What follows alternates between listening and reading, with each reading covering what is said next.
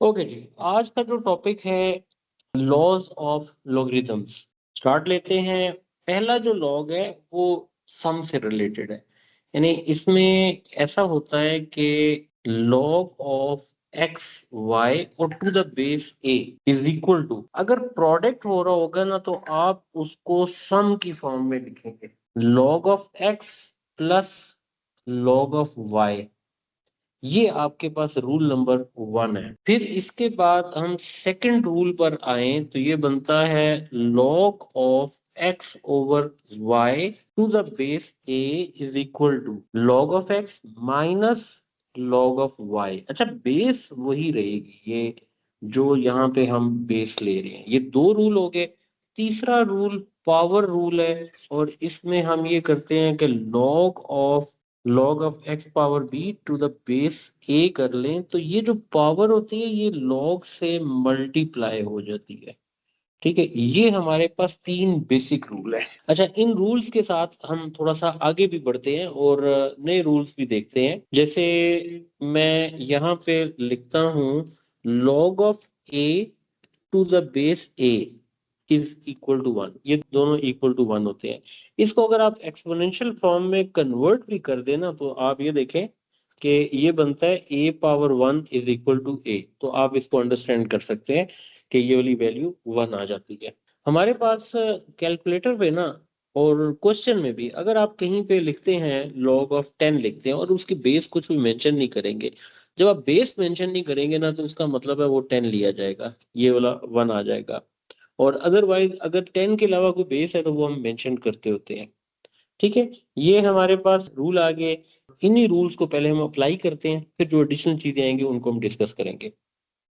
अब इन रूल्स के मुताबिक पहली बात तो ये है कि इसको जब हमने सिंपलीफाई करना है तो हम इसको सिंगल लॉग में कन्वर्ट करेंगे।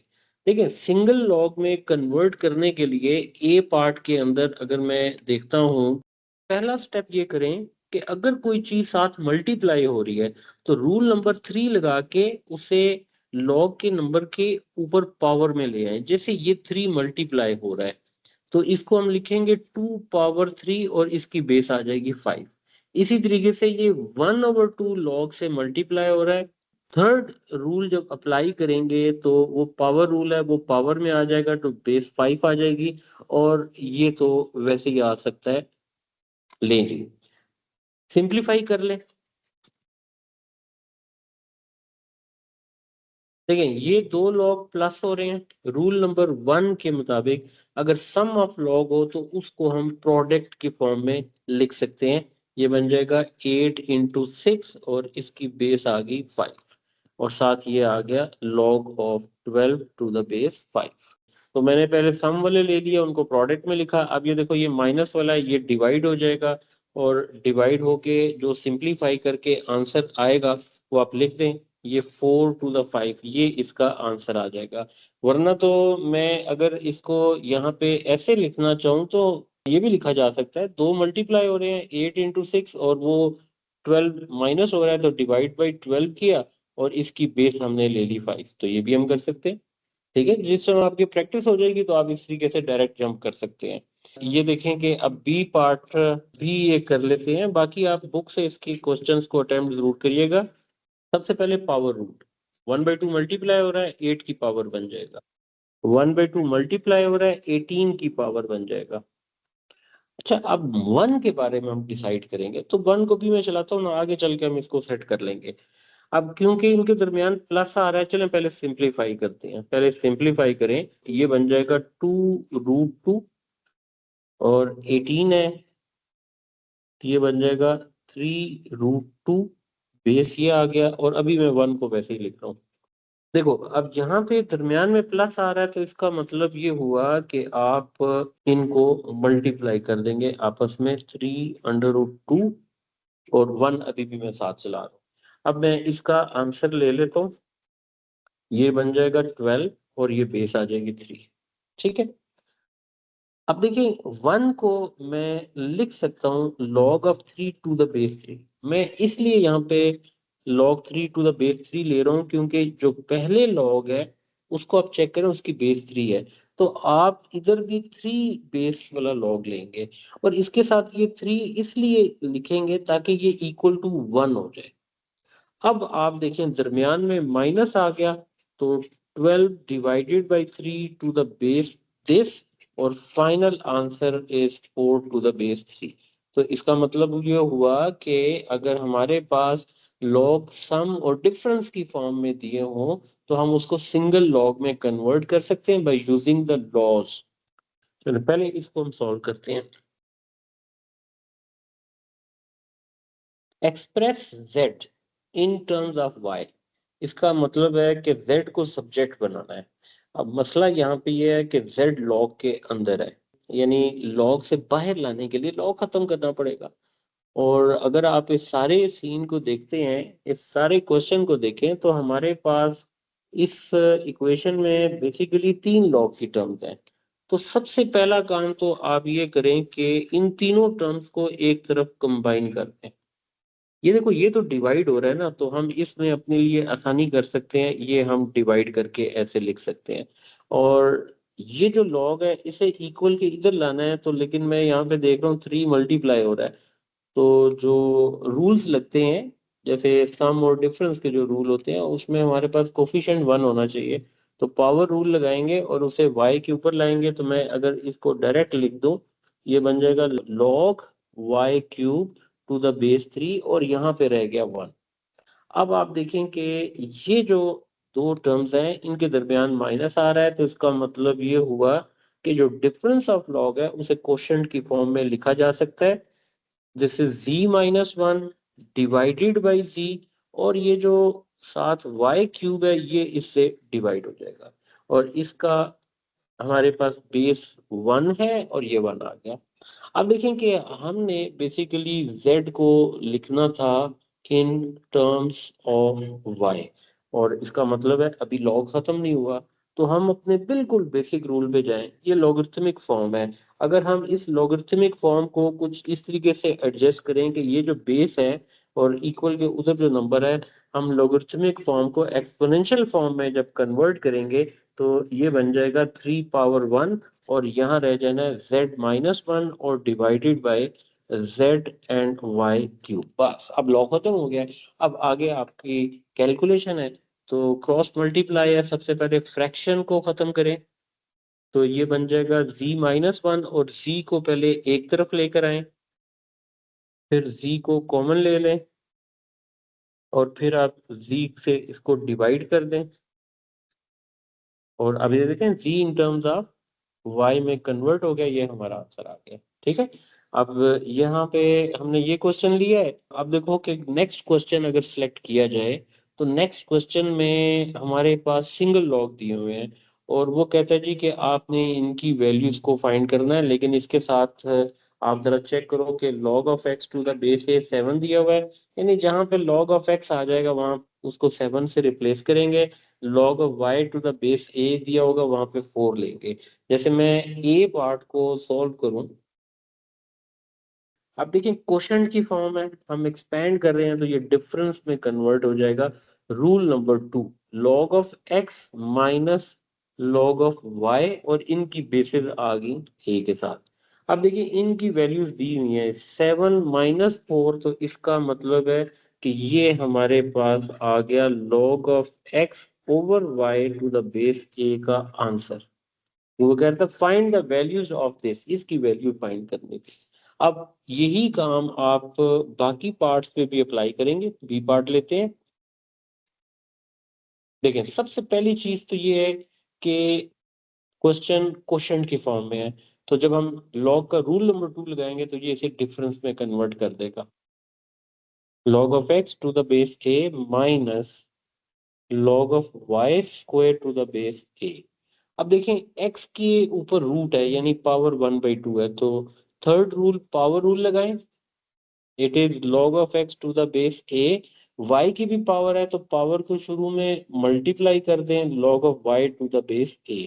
अब ये जो चीज बन गई है, तो ये क्वेश्चन के मुताबिक हमारे पास इनकी वैल्यूज मौजूद है। हम क्वेश्चन से इनकी वैल्यूज ले लेते हैं। log x की वैल्यू 7 है और log y की वैल्यू 4 है। इट इज इक्वल टू 3.5, 4 टू ज़ा 8, तो 4.5 ये आंसर किसका है कि क्वेश्चन लिख लें। बिल्कुल इसी तरीके से इसके सी और डी पार्ट को आप ट्राई करेंगे। तो सबसे पहली चीज जो सीखनी थी वो हमने लॉग के रूल्स को सीखा है। अब देखें इससे जो नेक्स्ट स्टेप बनेगा वो बन जाएगा कि सॉल्विंग लॉगरिथमिक इक्वेशंस। अब हमने इन इक्वेशंस को सॉल्व करना है। अब देखो जहां पे सॉल्व का वर्ड आएगा वहां पे ये बात आएगी कि हमने एक्स को फाइंड करना है। जहां जहां पे एक्स है इसको अब सॉल्व करना है। अब हम क्वेश्चन में अगर नजर डालें तो एक्स के अंदर प्रॉब्लम ये है कि ये देखें log of x to the base 2 x भी है और ये एक्स log के साथ है, यानी log खत्म होएगा तो एक्स निकलेगा। तो इसको हम अब डायरेक्टली एकदम तो खत्म नहीं कर सकते। तो हमने क्या करना है कि हम पहले रूल्स लगाएंगे, इस पे जो लॉ के लॉज हैं वो अप्लाई करेंगे, फिर देखेंगे फाइनल स्टेप क्या बना, वहां पे फिर हम दोबारा सोचेंगे कि उसको आगे फर्दर कैसे एक्स की वैल्यू फाइंड की जाएगी। ठीक है, स्टेप बाय स्टेप लेके चलते हैं और इसमें देखते हैं कि ये कैसे आंसर आता है। सबसे पहली बात है प्लस का साइन आ रहा है और प्लस के साइन का मतलब है हम प्रोडक्ट में से कन्वर्ट कर सकते हैं। इस स्टेप में log 2 लेफ्ट साइड पे भी है, log 2 लेफ्ट साइड पे भी है। अब यहाँ पे एक बात सीखें कि दोनों तरफ log है, हम इसको सिंपल फॉर्म में ये स्टेटमेंट लिख सकते हैं, taking anti log to the base 2 on both sides. अच्छा अब यहाँ तवज्जो दीजिएगा, ये जो एंटी लॉग लेना होता है ना, जिसकी बेस इस क्वेश्चन में 2 थी तो हमने 2 बेस को एंटी लॉग लेना है ना, तो इसको एक तो लेने का तरीका ये है कि आप इसको इस तरह करें कि 2 power log of x square minus x to the base 2 is equal to 2 power log of 20 to the base 2। यानी जब आपने एंटी लॉग लेना होता है तो आप देखेंगे उस लॉग की बेस क्या है, दोनों तरफ उस बेस की पावर में उसे लिखते हैं। वो क्या होगा, log 2 और 2 कैंसिल हो जाएगा, log 2 और 2 कैंसिल होगा, जो बच जाएगा x square minus x is equal to, इधर 20 बच गया और x square minus x minus 20 कर लें और यहाँ पे फैक्टर बना लें। वही बात है, देखो हमने लॉग कैंसिल किया है तो मैं आपको एक टेक्निक बताना चाह रहा था। कंपैरिजन के सेंस में तो नहीं हम इसे लेंगे, लेकिन आप कंपैरिजन करते हैं, लॉग 2 वो सेम है, कैंसिल हो जाएगा, बाकी जो बचेगा वही चीज आ जाएगी। मैं इसमें भी आपको एक मेथड और भी बताता हूँ। अब एक्स की ये वैल्यूज आ रही हैं, अच्छा इनकी वैल्यूज में ना अब आपको ये याद रखना है कि log of negative number possible नहीं होता। मसलन अगर आप यहाँ पे -4 लेते हैं तो वो ये चेक करना है कि क्या उससे आंसर आ रहा है, तो लॉग ऑफ -4 पॉसिबल नहीं है, आप कैलकुलेटर पे चेक कर सकते हैं। तो इसका मतलब ये होगा कि हमारे पास एक्स का जो फाइनल आंसर इस क्वेश्चन में आएगा वो 5 आएगा।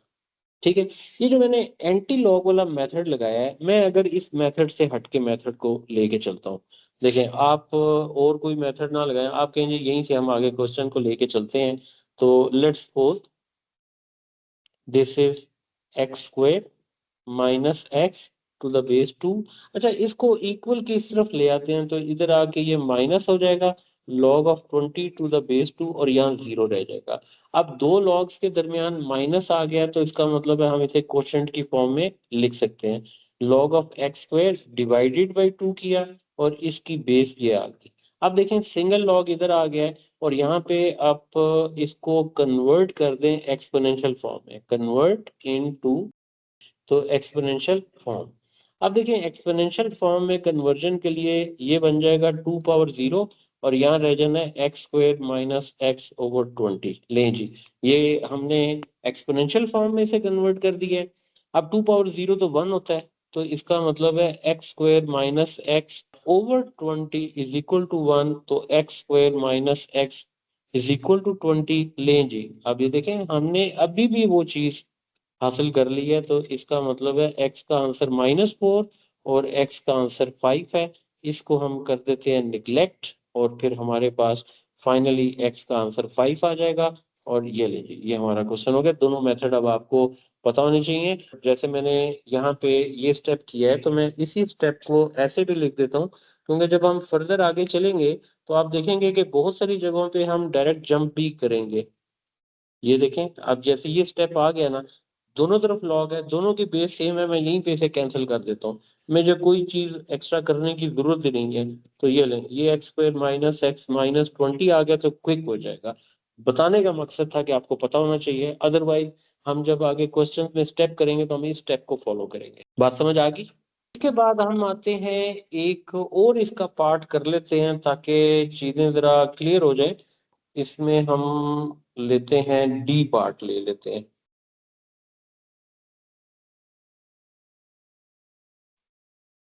इस इक्वेशन में दो टर्म्स ऐसी हैं जो लॉग्स की फॉर्म में है।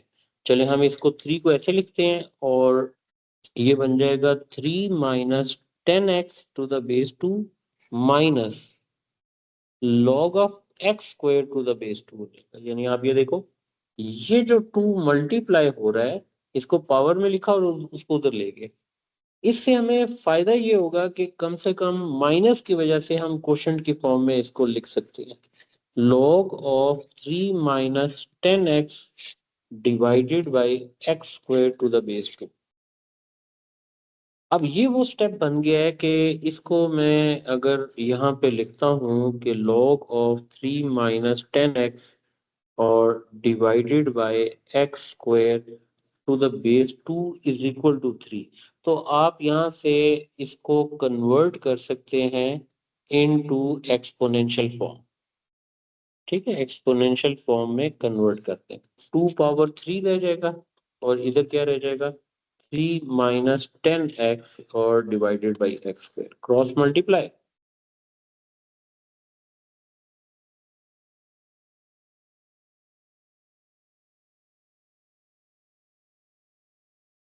Again x is negative, check करें अपने मेन क्वेश्चन में, देखें जरा, यहाँ सिंगल एक्स आ रहा है, यानी आप कहीं एक भी जगह पे एक्स नेगेटिव हो जाए और लॉग उस पे एग्जिस्ट ना कर रहा हो तो आप उसको निग्लेक्ट कर देते हैं। एक्स इज इक्वल टू 1/4 इसका आ जाएगा आंसर। ठीक है। हाँ, अब ये देखें ना कि जैसे इस क्वेश्चन में से मैं अगर ये टर्म ले लेता हूँ तो ये देखो, ये log ऑफ x है ना, तो आप अभी कैलकुलेटर निकालें और उसमें -1.5 टू द बेस 2 ले लें, देखें क्या आंसर आता है। तो इसका मतलब है नेगेटिव वैल्यू का log एग्जिस्ट नहीं करता। अच्छा, इसको मैं आपको ग्राफ से भी बताता हूँ। देखें, हमने शुरू में ना ये बात पढ़ी थी कि log of x to any base, क्योंकि ये एग्जाम्पल 2 पावर x था तो मैंने उसको बताया था। तो 2 पावर x और जो log of x to the base 2 है, ये एक दूसरे के इनवर्स फंक्शन है। अगर x की वैल्यू आप इस तरफ ले लें और ये वाली वैल्यू बन रही है -1.5, आप अपने log के ग्राफ को देखें, ये पॉजिटिव x एक्सिस की साइड पर है, यानी देखें ये x -1.5 पे log है ही नहीं है। बात समझ आई? अगर आप इसको देखें ना कि ये वाला ग्राफ यहाँ पे, ये जो ओरिजिन है, ओरिजिन से राइट साइड पर आ जाए जहाँ पॉजिटिव एक्स एक्सिस है, ग्राफ है ही पॉजिटिव एक्स एक्सिस पे साइड पर है, तो एक्स की वैल्यू तो आप पॉजिटिव लेंगे, यानी जीरो से बड़ी वैल्यू आप ले सकते हैं, कोई भी आप वैल्यू ले लें। लॉग जीरो भी एग्जिस्ट नहीं करता। लॉग जीरो करो क्या आता है, यानी एक्स की वैल्यू जीरो ले तो वन आना चाहिए ना। ठीक है, एक्स वन पे लॉग, ये देखें, अगर आप यहाँ पे log ऑफ वन लेंगे तो वो जीरो आ रहा है, लेकिन log जीरो पे वो डिफाइंड नहीं है। यानी x की वैल्यू जीरो का मतलब है कि जीरो कहाँ होता है, y एक्सिस पे। तो ये ग्राफ y एक्सिस को कभी मीट ही नहीं करेगा। जब मीट नहीं करेगा तो इसका मतलब है कि आप y की, यानी x जीरो कहाँ पे होता है, y पे, तो ग्राफ y को मीट ही नहीं करेगा, तो इसका मतलब है आप x की वैल्यू जीरो ले ही नहीं सकते, वो उसके साथ जाएगा। तो हमें यहाँ से ये बात पता चली, x की वैल्यू ग्रेटर देन जीरो नहीं चाहिए और तभी लॉग एग्जिस्ट करता है। ठीक हो गया जी। ये हमने इसको नेग्लेक्ट करके 1/4 ले लिया था। अच्छा, एक चीज और भी चेक करें। अब ये देखो ना, 1/4 को आप यहाँ पे पुट करें तो तब भी कोई इशू नहीं है। ठीक है, अगर आप 1/4 को यहाँ पे भी पुट करें तो 3 माइनस 10x के साथ, तो ये 2.5 है, तब भी पॉजिटिव है, तो लॉग एग्जिस्ट कर रहा होता है। इसका मतलब है कि हमें यहाँ पे ये पता चल गया कि हम लॉग की वैल्यू को कैसे लेके चल सकते हैं। ओके, एक स्टेप और समझा देता हूँ, ये टेक्निक आपको कहीं ना कहीं हेल्प जरूर करेगी। ये जो 3 लिखा है, अगर मैं 3 के साथ 1 लिखता हूँ तो उससे क्या फायदा मैं ले सकता हूँ। Log of 2 to the base 2 आ गया, 3 माइनस 10x, पावर रूल लगा दें, 8 बच जाएगा, ये और ये कैंसिल हो गया, क्रॉस मल्टीप्लाई कर दें, ये लो वही चीज आ गई। ये मेथड तो मैंने आपको बताया ना कहीं पे ऐसा हो सकता है कि हम कहीं स्टक हो जाए, हमें वो समझ ना आ रही हो, तो आप 3 into 1 कांस्टेंट के साथ 1 लेके अपनी मर्जी का लॉग ले सकते हैं, और वो लॉग लेंगे और उसकी बेस वो लेंगे जो क्वेश्चन में ऑलरेडी चल रही है, ठीक है। बाकी रह गया ये वाला मसला, जहाँ सिंगल लॉग बन जाए इक्वल टू कांस्टेंट आए, ये लॉगरिथमिक फॉर्म है, यहाँ पे एक्सपोनेंशियल फॉर्म लगाएं, क्विकली सॉल्व कर लें, ये ज्यादा मेथड आसान है। और जहाँ हमने एंटी लॉग लेना होता है, तो एंटी लॉग में आप ये स्टेप करने के बजाय डायरेक्ट लॉग और लॉग को कैंसिल करें और आगे सॉल्व कर लें, तो ये मेथड जरा ज्यादा बेहतर हो जाते हैं, ठीक है। अच्छा, अब इसी तरीके से क्वेश्चन वैसे ही है, सॉल्व करना है, इक्वेशन बन गई है। अब इसमें देखें कि यहाँ पे जो x फाइंड करना है वो बेस में आ रहा है, तो इसमें भी कोई परेशानी वाली बात नहीं है, जितने बेसिक रूल ऑफ लॉग है वो तो अप्लाई हो रहे हैं। माइनस है तो इसका मतलब है क्वेश्चन की फॉर्म पे अप्लाई करते हैं, इसकी बेस एक्स आ गई।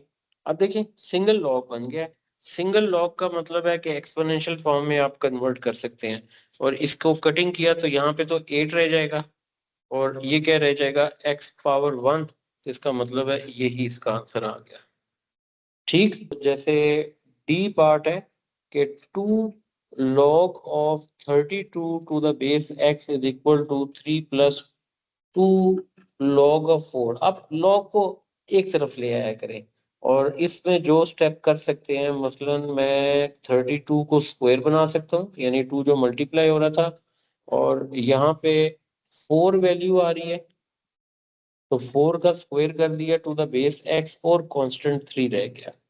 इसका मतलब ये हुआ कि माइनस की लॉग माइनस के साइन के साथ है, तो क्वोशंट का फार्मूला आप लगा सकते हैं, 32 × 32 कर दिया मैंने, 4² 16 है, और ये बेस x आ गई, जरा कैलकुलेशन आसान हो जाएगी, 16 2 हो जाएगा, और ये बन जाएगा x³ इज इक्वल टू 64।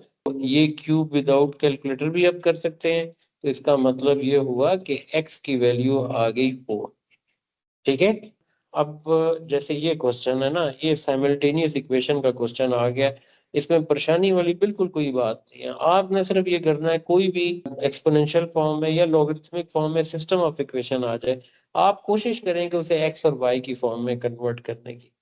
मिसाल के तौर पे ए पार्ट में यहाँ पे बन रहा है x y = 81, आप y को सब्जेक्ट बनाते हैं तो ये बच जाएगा 81/x, ये पहली इक्वेशन बनाते हैं इसको। अच्छा, दूसरी इक्वेशन थी, ठीक, अब y की जगह पे ये इक्वेशन सब्स्टिट्यूट करते हैं, log of 81/x to the base x is equal to 3, क्योंकि ये इक्वल टू कांस्टेंट हो गया, एक्सपोनेंशियल फॉर्म आप लगा के इसको लिख सकते हैं, देखें 81/x आ गया, ये x⁻3 आ गया, इसको उधर ले जाएं तो ये x⁻4 81 बन गया, तो x की वैल्यू बन गई 3। अब x निकल आया, आप इसको पुट इन 1 करें ताकि y भी निकल आए, पुट इन 1 किया तो y की वैल्यू आ रही है 27। लें जी, हमने इसको सॉल्व कर लिया। अब कोई भी इस तरह का क्वेश्चन आ जाए तो आप थोड़ा सा सोच सकते हैं और इक्वेशंस में कन्वर्ट कर लें। मिसाल के तौर पे मैं डी पार्ट लिखता हूं, इसमें अभी थोड़ी सिंप्लीफिकेशन रिक्वायर्ड है, तो log of x to the base 10 is equal to, ये क्या बन जाएगा, log of y² to the base 10। अब देखिए दोनों तरफ log बेस सेम होगी और सिंगल log है, तो आप इनको कैंसिल कर सकते हैं, ये लें एक इक्वेशन बन गई। अब इसी तरीके से सेकंड को भी सॉल्व करें इसके,